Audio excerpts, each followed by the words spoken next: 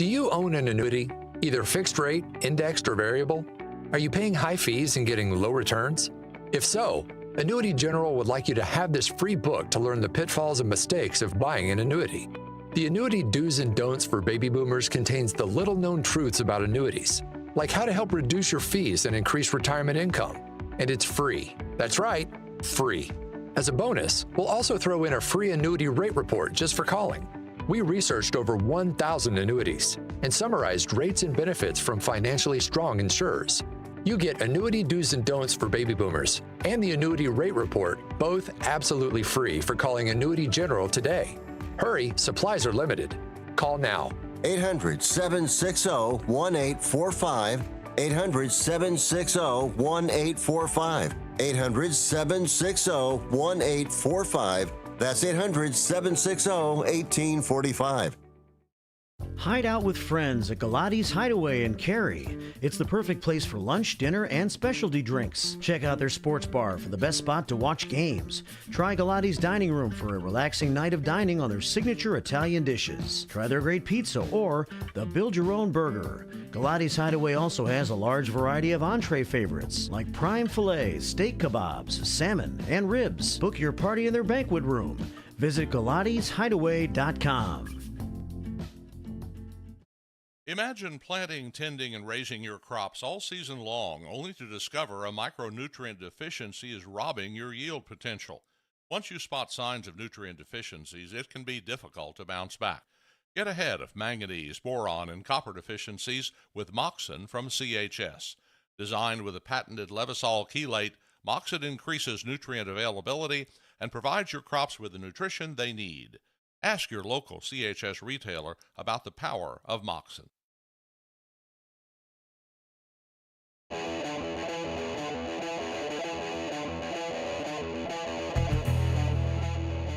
All right, it is time for Captain's Corner, the final part of the first shift here today. On this lovely morning here in downtown Elgin, Illinois, Mayor Dave Kaptain is here, and it's the day after the last City Council meeting, which took place last night. And welcome to the show, Dave. How are you doing? I'm doing well this morning. How are you? I'm doing fine. It was a late night for you last night, isn't it? Yeah. A little bit past your bedtime almost. A little bit, but well worth it, though. Oh, yeah. To come out last night. Yeah. City Council meeting last night, and it was a night where it was great for WRMN because of the proclamation that was given. You had already done one to Markland before we had our proclamation for WRMN. And Steve Thoren, City Councilman, came up and did the proclamation for WRMN. So he was, I guess, maybe the one that introduced the idea to the City Council to do that? Yeah. And that was, he brought it to us about a couple weeks ago, and it was a little bit late to get it on the last council meeting, so we put it on the agenda for last night and got a nice proclamation for you. Yeah, and we had quite a few first shifters, WRMN listeners that came out to support the station in the event. That was kind of nice to see. We had kind of a full house, so it was kind of exciting. See, all you guys at the same place that I was worried about who's running the station when you're all hands on deck. We're over at City Hall. Yeah. A lot of our listeners who are kind of our staff members, really, they're the eyes and ears of the station. They're out and about. They see things. They let us know about things. And as we try to grow this staff, it's nice to have the listeners helping us to find out what's happening in the city of Elgin and beyond. So I think that's important, and it's still a local radio station, and I think that's important. A lot of people depend on it, and surprisingly, it. Especially seniors, I know when was during the last election, they told me how often they listened to WRMN and how important it was for them to keep up with the news and keep up with what was going on in election stuff and local elections. So it's a good thing. I don't think I said this last night, but I wish I would have. The fact that I think that the City Council is voted upon, yourself and the City Council, to analyze and make a lot of decisions on behalf of the citizens of Elgin all the time at these meetings, and you do the best you can to represent what you think the people want and what's best for the people.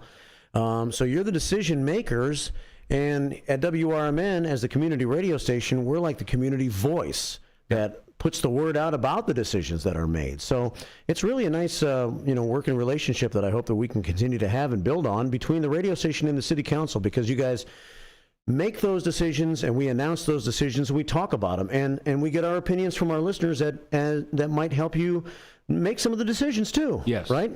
And it's important, there are 9 of us that sit up there, and each of the people that up there represent a certain constituency, and you rely on the feedback from those people. I do all that, been doing it for 20 years, rely on the feedback from the people that I know as to what they see is important to them. And I'll ask people for their opinion on, well, here we're going to be talking about this. What do you think about this as an issue? And I personally, I like to get things out there, and we don't like making snap decisions. I like to get the information out there for people and let them talk about it. And it's a good way to do that, calling in to the radio station to talk about it and hear what other people have to say. And a lot of times we work in our own little, I guess, our own little part of the world, and we think that what we're doing is exactly right. But then you hear what other people have to say. Well, maybe there is another side to this, and we should look at it. Yeah, and that is a mistake that I think I make, that most people make. They kind of think the eyes that we see out of are the eyes that everybody sees out of, and that's not the case at all. Especially in the city of Elgin, a very diverse city with a lot of different cultures and a lot of different people that have had a lot of different experiences in life, right? Exactly, and it and sometimes we make the assumption, especially somebody like me. I'm 75 years old, and I lived here all my life. And I know things that I assume people know, and they don't.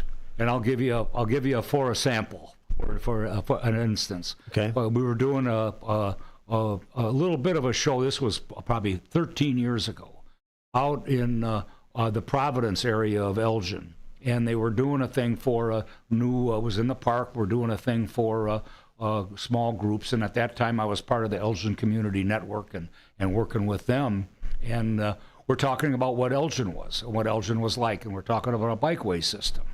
And I had a lady come up to me. She'd been a resident out there. She had two kids with her, about 8 or 9 years old. And we're talking. I said, well, we're doing this bike path system, and our concept at that time was that we would like to see the bike paths run towards the library. And she said, well, where's the library? And I told her, I said, how long have you lived here? She said, 5 years. I said, you've been here 5 years and you've never been to the library. Yeah. So there you go. And we just made that assumption.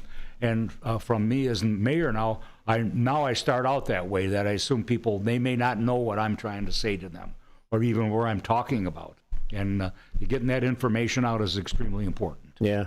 So you are same age as the radio station. I am. I was born in 1947, so pretty close. Oh, well, you're a little older than the radio station. station. A little bit. I'm 76. You know how it is. It's like your weight and your age on your driver's license. Yeah. So your whole life has been spent in this city, and basically this radio station has been around your whole life. Absolutely, yep. And I'm very blessed to have known Floyd Brown and knew him for a number of years, and he and I got to be acquainted, and I still see his wife occasionally and talk to her, and we see Betty, just great people and part of this community. And I don't think Floyd, when he got inducted into the Hall of Fame at WGN, I went in to see that, and he said, I knew you'd be here. I said, I knew my mayor would be in to see me and see this happen. And it was a big thing for him, but he never lost that small town start. Yeah. And that was always part of his life, and he stayed in Elgin his entire life. Elgin's been around since 1835. There have been a lot of great old homes here. There's a lot of history here. There's a lot of businesses that have been around for a long time. Yeah. And the radio station's one of those businesses, but it's more than a business. It's been a communicator to the people of this city for a long time. In my years, both growing up here and since I've been back here for the last decade, now when I go around and I talk to people, many of them say, yeah, my mom always had that radio station on when I was growing up, or my grandmother listened to the station, or whatever. So there's a long history with Elgin and its radio station, and a lot of communities can't say they had their own radio station in their own town that communicated messages to them. Right? Exactly. And and I think you really touch on something that we've been around a long time as a city, and our community, and how the world has changed since 1949. People got involved with local radio, and radio itself hadn't been around all that much before that. Yeah. So it was a start, but people, I've had that explained to me a couple times with people talk about the churches in Elgin, and some of them go back 125 years. I do a number of those things as well when they have an anniversary of the founding of a church. And back in the day when they were founded, that was the way that people communicated. They went to church on Sunday, so they all got the local gossip, and they learned what was going on in the town, and that was the way they communicated because they didn't have any other way to do it, other than maybe a small print newspaper, if you were fortunate enough to have that in your community. Yeah. Well, we did a proclamation last night. Steve Thorne read it last night. It's got your name on it. Do you want to read the proclamation? I sure can. I'd be happy to do that. That'd be great. Whereas WRMN 1410 radio originally aired for the first time in September 1949 from the lobby of the Fox Hotel on North Douglas Avenue in Elgin, and whereas WRMN radio moved their operation down the street in 1960 to expand their offices, boost their broadcast transmission, and strengthen their messages, and whereas WRMN radio helped launch the careers of legendary WGN broadcaster Floyd Brown and Washington Post Pulitzer Prize winner Tom Shales, and whereas WRMN radio has been a community radio station residents can count on for local news, weather, entertainment, school closings, advertising, and important information, now therefore I, David Kaptain, Mayor of the City of Elgin, Illinois, do hereby congratulate WRMN 1410 Radio on its 75th anniversary and proclaim September 2024 as WRMN Radio Month in Elgin. Congratulations. Thank you very much, Mayor, for reading the proclamation. So a lot of the fact that many families have grown up with WRMN Radio, that's made up our history. But we have had new ownership take over at the beginning of this year, and we have a history, but now we also have a future to look forward to. And we are trying to evolve with some of what has happened in technology over the years, like having our own app, being on YouTube like we are right now at WRMN Radio on YouTube. So we hope that the progress that we're making as a radio station will help us have a future here in the city of Elgin. And I'll tell you, I'm on a committee with School District U46. And we had a meeting, it's for their strategic plan. And we had a meeting Monday. There were a number of business leaders and community leaders there from School District U46, and we talked about issues. They did a survey, and that they had gone through all the staff people, many of the parents, and talked about some of the things that they thought were going to be challenges. And we sat down, and they wanted us to list and to mark which ones we thought were important. And Mark, number one was communication. Yeah. There's a communication back and forth between people in the school district. Back in the at Elgin High School, there used to be a little radio station out of Elgin High School. Right. And still, I believe it's still there. And they did things locally for the school district. And I think those are important things for people. And people tap into those kind of things now. I think it's important that they get something a little bit different than social media. I think it's important that you get facts that are you can rely on, and emergency things, and we try to do that at the city all the time. And Chief Lally, I'm sure, can spend hours telling you about the issues that they have, trying to communicate facts out about what's going on with things in Elgin. Yeah, well, and that's, I think, what Dean was trying to say even last night when he was speaking before me, that he would like, the city council to realize that we're a platform for them. Yeah. So if there are some issues that they want to talk about on the air, just reach out to us.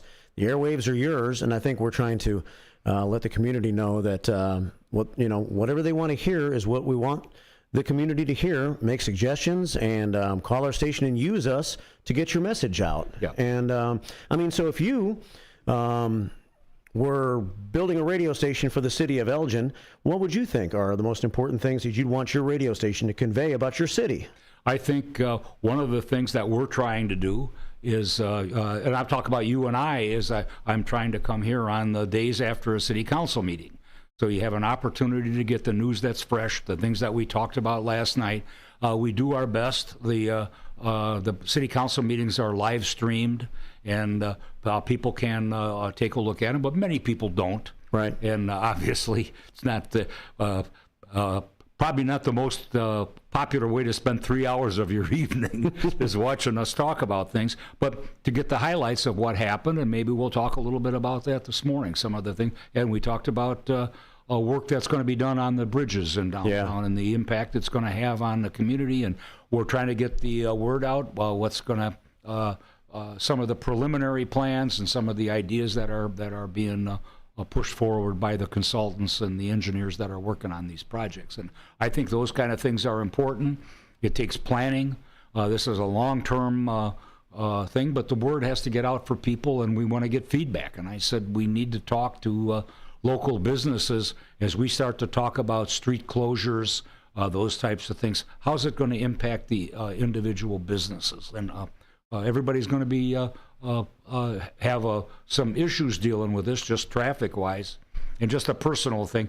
I don't think there's any construction anywhere that impacts any neighborhood or any part of a state than a bridge reconstruction, because it's a funnel. All the traffic has to go across our bridges to get across the river. Yeah. And it's important for us to make sure that we can move the traffic and how we do the best that we can do. And I'm sure it won't be seamless, but we need to do the best we can do and get input from people that travel those things every day. Well, if you want to talk to the mayor and communicate, like we've talked about communication so far in this half hour, 847-931-1410 is the number to call. Plenty of issues to talk about. We'll get to that in a minute. We might talk about Nightmare on Chicago Street a little bit. We may have a visitor during this hour to talk about that. There's a big construction project beginning, another one, on Route 20 next Tuesday that we may talk about for a few minutes. So lots to talk about, but let's take a phone call from a man who knows the mayor, I believe, Trusty Pat. Pat Hudgens going to join us here on the show. Good morning, Pat. Good morning. Thank you, and good to hear you on the radio, Mayor. And Mayor, you don't look 75 years old. So. Oh, thank you. You're too kind. I feel like it some days. You know, growing up in Elgin and taking a brief hiatus down to Southern Illinois to grow up in my school years, but knowing Floyd Brown, what a tremendous individual he was. What a nice guy. Yeah. Think about all the things that he and Betty had to endure to get their position in the community. Floyd told me about those in some private conversations. But former owner Rick Yackel, what a good guy too. Bringing the radio station communication to the Fox Valley to a high. Buying some other radio stations and doing the same thing. But I just recall back in 2000, Larkin had a real good football team. We were in the playoffs, and we needed to do the radio. We needed to do the game on radio, and there was a radio shopping show. It's like, no, we can't do it on it's WRMN, but we did it on WEPS. But WRMN let us have the equipment, and we aired on WEPS, and that cost a lot of money back then because we were on cellular telephone. I'm sure that was a $25, cell phone thing for the thing, but always the graciousness of Rick Yackel and the radio station to be involved with the community. And I think it's so important to have this radio station to echo what goes on at council meetings or what goes on in community. And I sure enjoy getting back reacquainted with the radio station in the mornings and what Marky B's brought forth and so forth. But you know what? Our communication right now seems to be more on our cell phones through Facebook and things like that to keep up. But I hope the radio station can keep going and people will start listening more to WRMN than when they used to. But now kind of re-energizing that. So thank you all. Well, thanks for your thoughts, Pat. Appreciate it. Thank you. Good talking to you, Pat. All right, that's how you do, Mayor Cap. All right, bye. Trusty Pat Hudgens calling in to talk about that. 9:25. Yeah, we have. Since the new ownership took over earlier this year, Mayor Kaptain, trying to edge away from the radio shopping show some and more into community broadcasting. So maybe this morning show has been this way for a number of years now, but we're hoping that the entire scope of the station becomes more this way. So maybe some people that can't listen in the mornings, but listen in the afternoons can still get important information about the city of Elgin. And if something happens big in the middle of the day, it's news, it's something that the people should know, we can interrupt programming. Well, we won't even have to interrupt programming. We'll already be local. Right. So we can just put it out there for you. And you bring it home to people, and there's nothing more important than local news and local government. And we talk about that a lot with election season's coming up, and I try to encourage people to vote and make sure you're voting your local. Don't lose track of where you live just because you get wrapped up in what's going on in Washington and Springfield.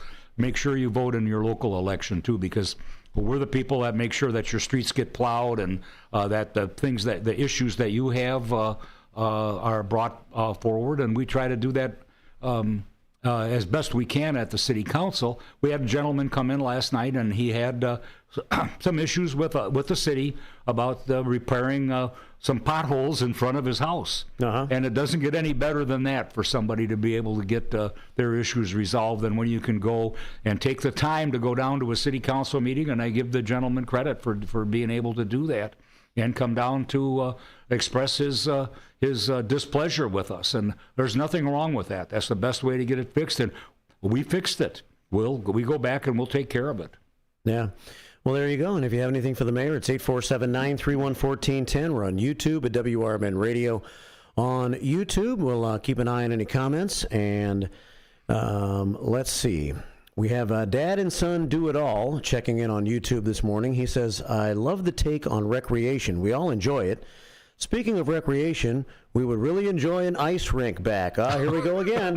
They're not going to let you off the hook on this one. I understand. I emphasize ice is not ice, not that skatable plastic. As a lifelong hockey player, he says, it's not the same. So here we go again. So we still have not really had much talk about the ice rink. Even with the redevelopment of the sports complex, I thought, well, maybe that would be a place to think about putting an ice rink, but that's not a part of the plans, I don't think. It's not part of the plans as far as I know, but those things can change all the time, and we look at the space. I think that is out there, and the real pressure now is on being able to provide enough soccer venues for people. But we started to look at other parks. We're looking out at the Jack Cook Park, far west Elgin. And again, the problem with maintaining something like that is the cost of running a cooler, and that's how it's worked behind City Hall for many years. We plugged into the cooler at the Hemmons and used the coolers from down there, the air conditioners in the wintertime. Yeah. But that's a problem, and it'll get resolved, because I know people certainly want to see that happen. It's not going to happen. DuPage Court's not going to be done. I don't think in a timely manner to make that kind of decision this year, but that may be a thing for the future that we'll look at that in DuPage Court. When we had the ice rink here, I mean, I'm not familiar enough to give an opinion on this. Was it used enough? I mean, was the demand for the ice rink when we actually had it enough to justify bringing another one back, or was that something that's been talked about? Well, it's like, it maybe didn't get used enough to justify bringing another ice rink back. And I think that's one of the things that, again, we have to sort through this type of thing, because people are passionate. And the people that want it back are very passionate about it. Other people don't care so much. And I think you have to look at that. You're going to put that kind of an investment in it. How many people are going to use it? And it's not just about having the most passionate people have a place to skate. It's about having how does it fit in with the entire community, and is that the best way that we can provide that kind of entertainment for people? We try to do everything we can, but you can't make everybody happy. I think that's the bottom line. Well, the development or the expansion of the complex, I'm probably not. What is it called officially? The Elgin Sports Complex? The Sports Complex. Okay, yeah. Out there at Route 20 and Route 31, basically, or off McLean over there. That's going to be in progress, so over the next year, right? And soccer is the major emphasis of that? That was part of the direction. We have some new soccer fields that are going to go in there. It's also a big part of it that we kind of lose track of is that it's going to have a connection. Now will allow traffic to flow through from McLean Boulevard all the way to Route 31. Yeah. And I think that's important. It was a really kind of a mess when the games got out and people were trying to get back out onto McLean Boulevard, and this will open that up. We're trying to get the groundbreaking scheduled, and it was been changed once already. We have Representative Villa is going to come up as part of this. She got us some $1 million for part of this, so we want to do a groundbreaking with her present. We're looking at sometime early next month to do that. So hopefully we'll get that done and get this officially started and moving forward. So a lot of construction going to be out there, and it's a time to be starting pushing the dirt around a little bit. And I guess the goal of expanding the sports complex is to get more tournaments here in the city of Elgin.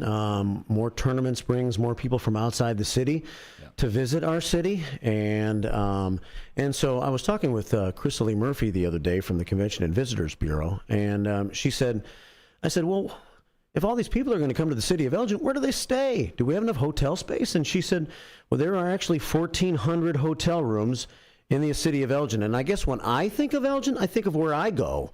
I think of the west side, I think of downtown, and I don't think of any hotel space. But apparently we do have a lot of hotel rooms, and I guess a lot of that's along Randall Road up on the north end, right? Yep, near the tollway, correct, yeah. And it's easy access for people. There are some... we have a lot, believe it or not, there are a lot of businesses up in that, and one of the reasons that they located up there are a lot of businesses there that bring in people for training programs, or people come in from foreign countries, for example, come to Elgin, and that's a place for them to stay because it's convenient to the businesses and the industries that are up there. So that's one of the drawing cards. Yeah. All right. Well, it's 9:32 here at WRMN. Let's take a quick break, and we'll come back and talk more with the mayor. We have until 10 o'clock this morning, and we will see. We'll talk about some of the issues going on. I guess we have brought someone new on board to try to help with the homeless problem, hired by the city of Elgin. We've had some big groundbreakings here lately. We'll talk about that, some road construction, and whatever you want to talk about as well. Maybe Nightmare on Chicago Street for a few minutes as well. It's Captain's Corner here at 9:32 on the first shift on this Thursday morning, and we'll be right back. Everything. Golden Corral at 154 South Gary Avenue in Bloomingdale has an endless buffet with over 150 items to choose from. There's an unmatched variety of food for breakfast, lunch, and dinner, prepared fresh throughout the day. If you're craving something specific, call or check out their menu.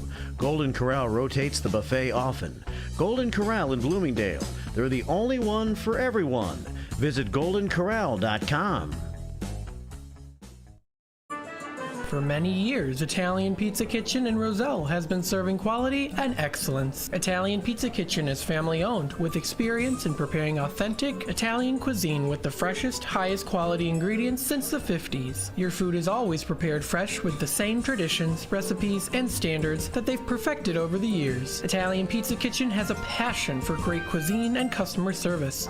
Visit ItalianPizzaKitchen.com.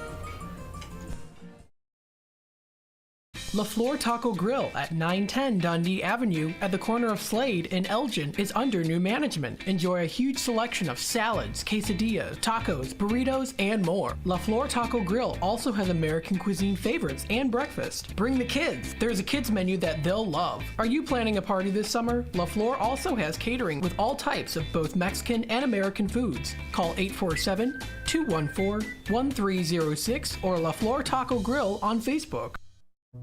If you're not sure what to have for dinner, the Seven Dwarfs restaurant on the corner of Roosevelt and President in Wheaton has you covered. Their huge menu is sure to satisfy everyone. Enjoy the diner-styled atmosphere that's been serving up tasty food since the 50s. The Seven Dwarfs has lively decor and delicious entrees. They offer a hearty breakfast, plus 3 or 4 lunch specials daily. For dinner, it's all-you-can-eat fish on Fridays. And remember to try their barbecue ribs. Visit sevendwarfsrestaurant.com today.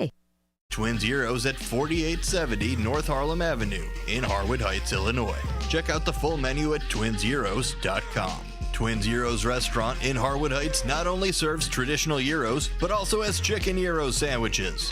Twin Zeros also serves a variety of sandwiches ranging from cheeseburgers and Vienna beef hot dogs that have recently been inducted into the Vienna Beef Hot Dog Hall of Fame. Italian beef, Italian sausage, and combo sandwiches. To ethnic favorites such as Slovaki and Grecian chicken. Slovaki is shish kebabs, specifically chicken or pork shish kebabs, grilled to perfection, served on a warm pita with tomatoes, onions, and our homemade tzatziki sauce. You can also enjoy barbecue ribs served every day. Twins is open 7 days a week and also delivers locally. located at 4870 North Harlem Avenue in Harwood Heights. Check out the full menu at twinzeros.com. That's twinzeros.com.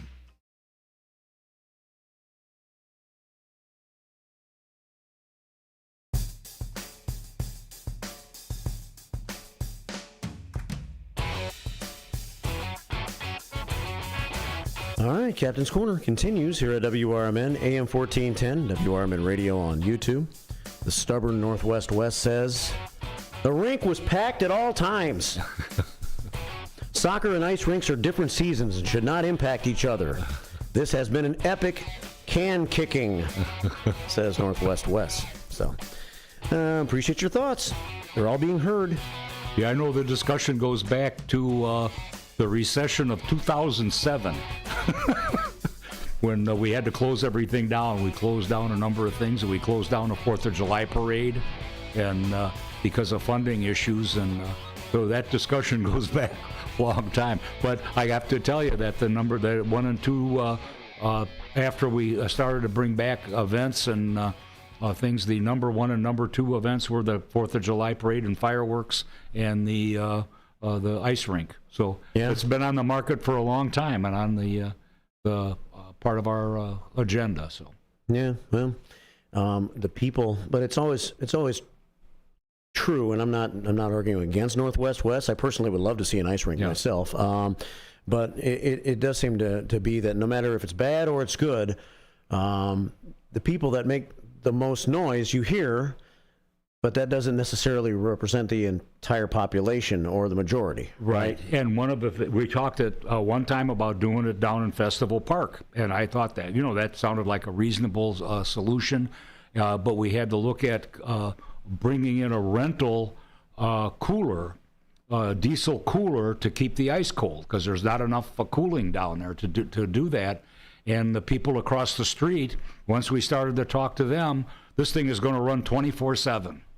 This diesel engine, and it is noisy. So you talk about noise, that's part of it. So that kind of pushed that to the back, and then we started to look at the synthetics, and so I think that's still a conversation. And now there's been talk about DuPage Court, but it's certainly not size-wise. I don't think it would be as big as the one that used to be behind City Hall. So just my 2 cents. And so for the hockey fans that want a hockey-sized rink, then they wouldn't be happy with that, then, right? Correct. Yeah. So. Yeah. 938, got a phone call, 847-931-1410 coming in, and it's a familiar voice here on WRMN. It's Gary Dice. Good morning, Gary. Good morning. Good morning, Mark and Mayor Kaptain. Good morning, Gary. Mayor Kaptain, when's the new garbage company taking over, January 1st. Okay. Now, I was told they're going to have two recycle bins. Yes, they're going to be an option for people. You're going to have your regular one for garbage. You're going to have a regular the recycle bin that you currently have. Same thing for paper, that type of stuff, and glass. And there's going to be a bigger one, a 96-gallon, if you want to use it for your yard waste. And that would do away with the paper bags. You wouldn't have to purchase the paper bags anymore. It would go right in there. And the idea would be that you can also take your kitchen waste and put right in with the grass clippings and the brush or whatever that you have there, and they will pick it up and take it to compost. So there would be a third one. It's a 96-gallon. I think the current one's the average one that we see on the street now is 64 gallons. So it's a one-third bigger. Right. Okay, thanks, man. Okay. Talk to you later. Have a great day. Take care, Gary. All right, Gary Dice checking in. 940 here at WRMN. When we walked into the meeting last night, you guys were having, what do they call it, the Committee of the Whole portion of the City Council meeting. What separates that from the actual City Council meeting? The Committee of the Whole is where we will get concepts and talk about ideas, and we vote on it to move it along to the regular City Council meeting. And the way this works, if there's a unanimous vote at the Committee of the Whole, it'll go right then to the consent agenda the next council meeting and move into an ordinance or into an act. If there's discussion on it and we have a split vote, it'll come back at the next council meeting and we'll have further discussion to kind of flesh it out and then reach a decision. Committee of the Whole looks at concepts, and last night one of the things we do, we see presentations.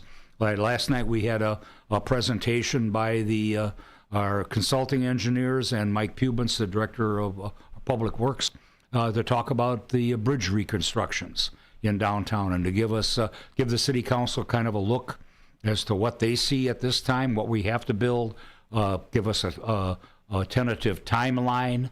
And if this is all right now, it's preliminary, but it's moving down the pathway to getting finalized. So that's where the discussion starts, and we'll be going back out and showing people what their concepts will be. We'll be talking about traffic flows. We saw the first look at that last night and discussions about that. So very important part of the council is to have those discussions, and it's the time for, again, I think it's for me to bring this to WRMN and get it out to the public, to let them know about it as much as they can, is that this is something that's coming down the pipeline here very shortly, within the next 10 years, and it's going to be some changes for downtown for a while, for sure. The City of the Whole, our Committee of the Whole portion of the meeting is also obviously open to the public. Yes. Because they let us in the middle of it. So you can go there. So actually that all starts at 6. Right. And then the City Council meeting itself starts at 7. The official council meetings start, and that's where all the things that we vote on are, it's kind of divided, and when you think about it, it's kind of divided in half. The city manager runs the Committee of the Whole meeting, and he talks. We bring staff up. We have conversations on that. It's questions and answers from the council.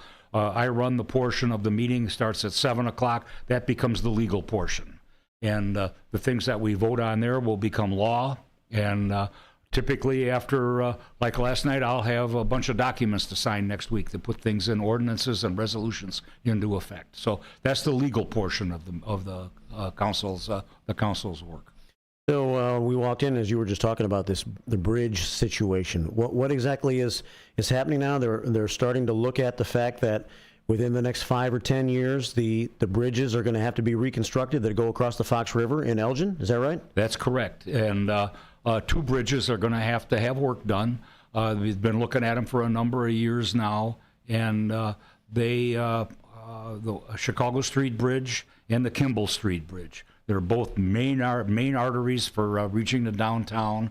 And how do we do that in a most effective way? How do we direct traffic flow? What are we looking at? And there are actually 2 different bridges in just in your mindset, because part of it is the Chicago Street Bridge is a historic bridge. And the replacement of that is going to be, what do we want to do? How close do we want to maintain that to the original historic structure? And I had my notes, I didn't bring them with me, but I believe it was built in 1917. So it's a part of the history of downtown. Kimball Street followed much later. And the idea is, well, do we want to have that be a duplicate of it, or is it going to be something entirely different? What kind of structures is it going to be?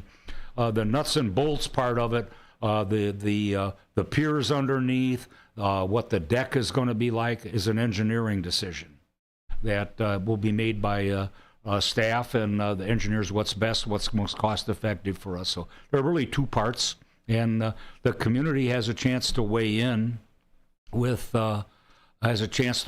and talk about how they see traffic flow, how is it going to impact things. And right now, the proposal that was given to us, and these are all tentative, was that for the Chicago Street Bridge, when that one's replaced, there'll be one-way bridges and they'll keep a lane open on Chicago Street and one on Highland Avenue to facilitate moving traffic into the downtown. It'll slow things down. The decision for Kimball Street was, do you want to do this in a hurry, as quickly as possible? If they want to do that, they want to shut both lanes down, and they would be able to finish the construction in 1 year. If they don't do that and they leave a lane open, would take 2 years. So it's twice as long, and it would be, I don't know if it would be if there'd be enough width there to allow 2-way traffic across Kimball Street, or if it would be one way. And that would be a decision they'd have to make. Even if it's one way both ways, it would be pretty much of a mess, I would think, at rush hour, trying to get people across there. And, what's the impact going to be on Route 31? So those are kind of the discussions that we're having right now, and they're working their way through it. But it's really an opportunity for people to weigh in on that. And if you have a personal time and you travel that bridge every day, you have a say in it. And we want to know what you think.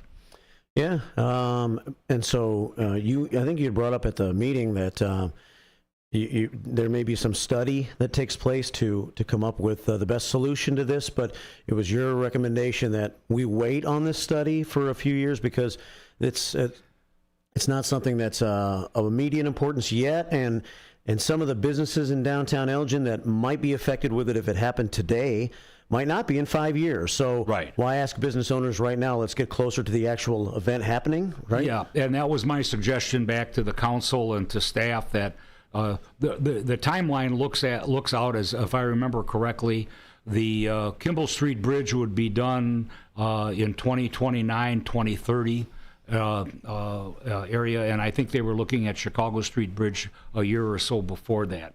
And I wanted to say, we have to look at how it impacts businesses and what do they feel about it, especially the bridge closure on Kimball Street.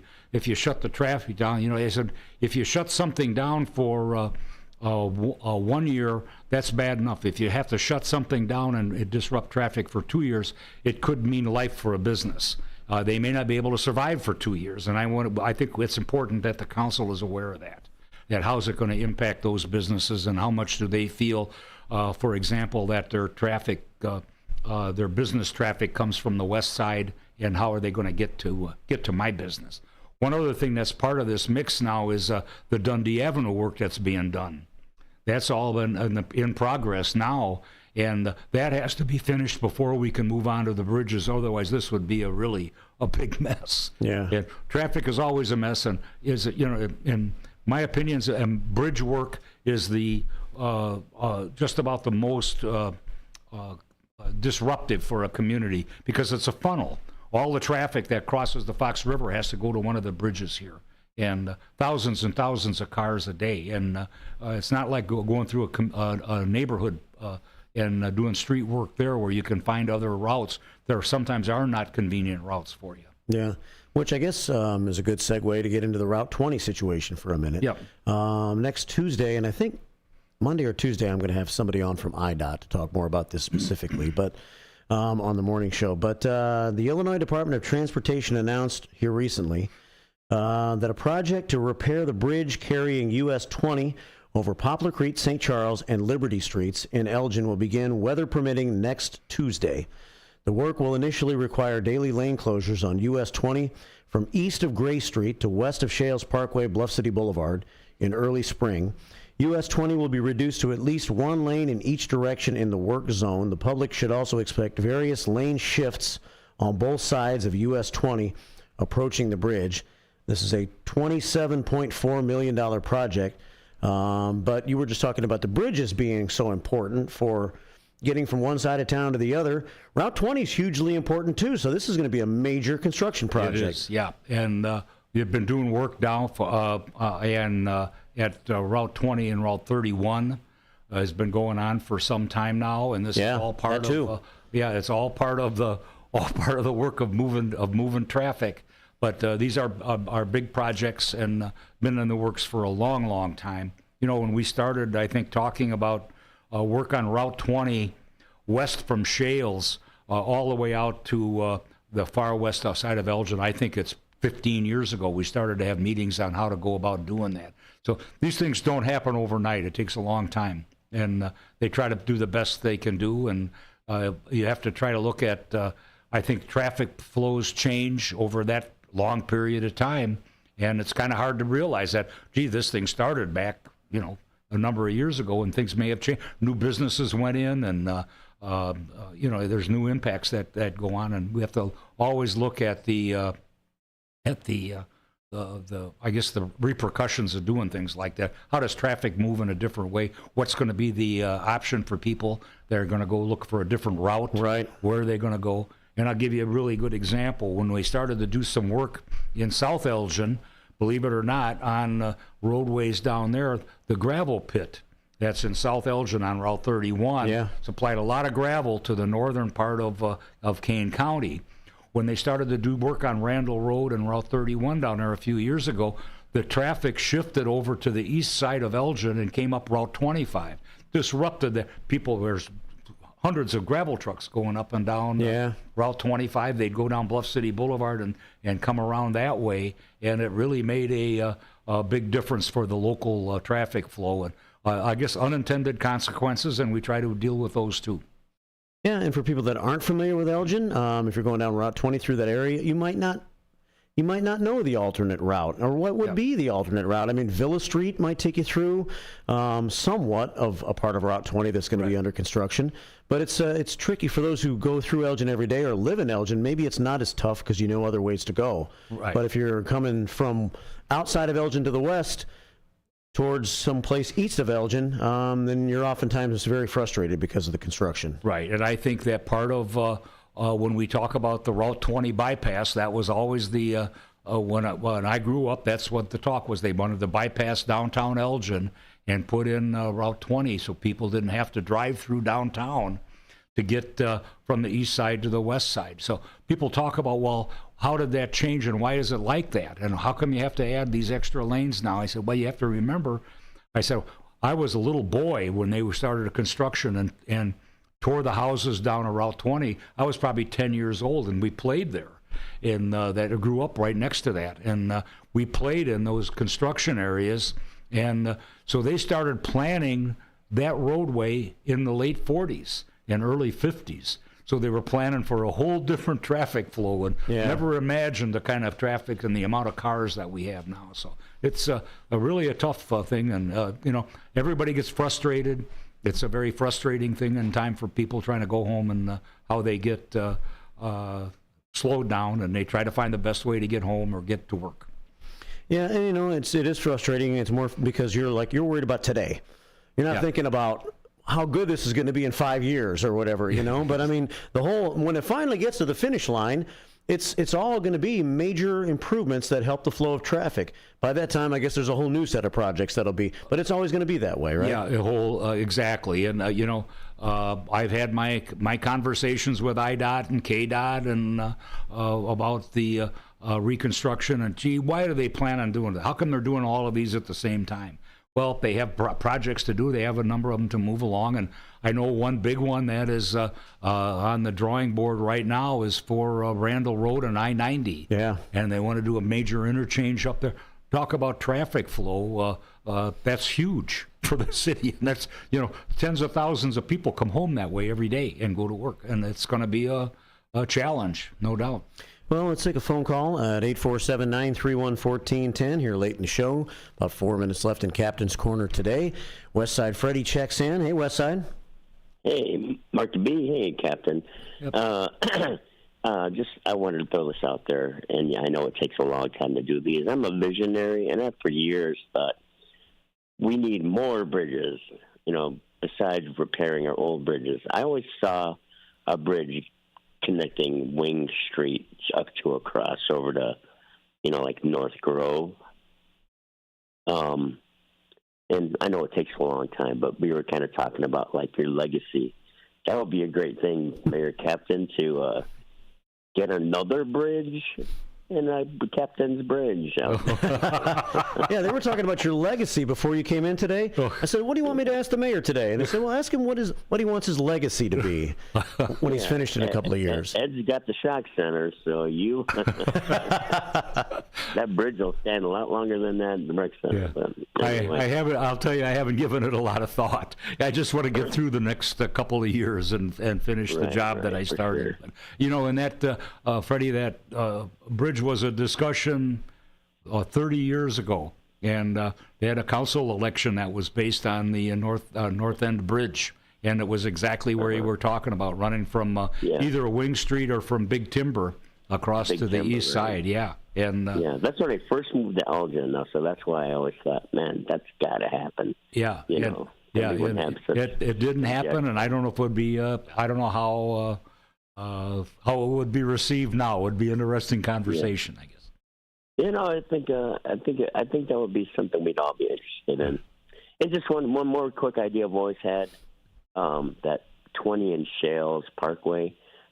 There's a bridge when it crosses over Villa. I easily see, building a ramp over that to connect to the top of the bridge on the other side, on the north side, or on the east side of 20. And then you can make off ramps off the Shales and on ramps and, eliminate a lot of car accidents on a daily basis. Yeah, and But that's all I got, guys. This goes back a long time. I was on Planning Commission when they talked about doing some major work out there and bringing some of those businesses in along Bluff City Boulevard, and especially the gravel trucks. And I said, those gravel trucks are going to go out onto Route 20, and they immediately have to hit that hill. And I said, they can't get up that. That's slow. It's going to slow. And you have people coming off of Route 20 going 50 miles an hour, and they come up on a gravel truck that's going 5 miles an hour. Yeah. And it's kind of dangerous. And you have them coming eastbound. It's the same thing. They come over that big hump and come down on stalled traffic there in the wintertime. A lot of accidents because they hit an icy patch and can't stop. So it's kind of a hazard, and I hope they're going to do some work there and kind of get that resolved too. But just the way that because of the going over the railroad tracks there, it got to be was a problem that didn't have a good solution at that time. I got about a minute and a half here left on the show. I had one text question asking why the city council is going to spend more than $6,000 to learn how to give the city manager a review from last year. That question was discussed pretty much at length last night, and I think it's the way we're going to finish the process. And I would hope that the council reconsiders this next year, and let's finish up what we have with this gentleman and the consultant this year. But I think it's time to move on, and we should be able to do most of this work in-house. So that hopefully answers your question there. Maybe just got to finish what maybe wasn't the best idea in the first place and make it better next year, kind of thing. That would be, I think, the thing. We're supposed to be done with this project and his review in January or February, and now we're into October and still not done. So it didn't solve the problem that they thought was out there, in the way that the new plan didn't exactly work out the way that people had hoped. Some of the council members had hoped. All right. Well, thanks for coming in today. I always wonder how we're going to spend our time, but there's 5 things we didn't get to today, so I guess I should never worry about that. Okay. Yeah, you get me started, and it's the hard part's getting me to shut up. That's all right. We got an hour to fill. Well, thanks, Mayor. We'll see you next month. Thank you. We'll see you next month. Mayor Dave Kaptain, City of Elgin Mayor, and the big proclamation for WRMN last night. Keep it right here. Matt's next. He's got Out to Lunch on his beautiful day in downtown Elgin. Stick around. There's a hidden gem in Elgin's South End. It harkens back to the days when going to a diner with family and friends was where everybody gathered for a delicious breakfast or lunch. Ray's Family Restaurant at 801 St. Charles Street in Elgin is a diner that you'll love with tasty food. The atmosphere and the staff are friendly and fast. They're open until 3 p.m. daily. You can never go wrong with Ray's. Visit raysfamilyrestaurant.com. That's raysfamilyrestaurant.com. American Legion Post 57 in Elgin, Illinois presents Legion Cruise Nights. Wednesdays, May 8th, June 12th, July 10th, August 14th, and September 11th from 5 to 8 p.m. Come out and enjoy a great evening of cars, food, and music. Motorcycles, cars, trucks, military vehicles are all welcome. 50-50 raffles, door prizes. The event being sponsored by the American Legion Riders Post 57. 820 North Liberty Street in Elgin, Illinois. Your hometown radio station since 1949. We are WRMN AM 1410, Elgin time, 10 o'clock. With your 1410 WRMN Newsflash, I'm Sean Curdan. Brought to you by the U.S. Postal Service. In Elgin, a significant arrest was made following a violent domestic incident. Early on September 22nd, police were alerted to a situation potentially involving gunfire. Jerome R. Mosley, 36, apprehended at his residence on South Street. Evidence at the scene confirming discharge of a firearm. Kane County State's Attorney has charged Mosley with aggravated domestic battery. Kane County has introduced a $755,000 food and farm resiliency grant program dedicated to adding local growers affected by the pandemic. Available to eligible food growing ventures, the grants range from $5,000 to $50,000.